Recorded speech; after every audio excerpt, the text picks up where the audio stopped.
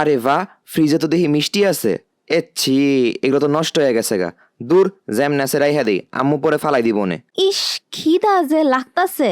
এই খাওয়ার লেগে কিছু আছে রে, আমার অনেক খিদা লাগছে। কি, তোর খিদা লাগছে? তুই আগে আমার কবি না? তুই 2 মিনিট অপেক্ষা কর, তোর লেগে আমি একটা বিশাল মজার খাবার আনতাছি। রোহানে তো ভালো কেমনে হয়ে গেল, নিজের ইচ্ছায় আমার লেগে খাবার আনতে গেল। যা মন চাই হোক, আমার খাবার পাইলেই চলে। এই নে, তোর লেগে মিষ্টি নিয়ে আইছি, মিষ্টি খায়, এইটা অনেক দামি আর স্পেশাল মিষ্টি। আরে বা, তুই এত ভালো কেমনে হয়ে গেলি আজকে, আমার লেগে খাবার লই আইছস? খা বলত, খা। খাওয়ার পরেই বুঝবি আমি কত ভালো মানুষ।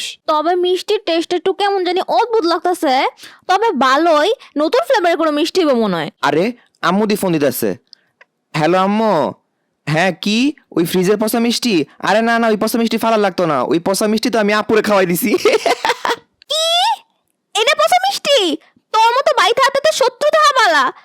থাক, খাইছি যখন খাইলাই।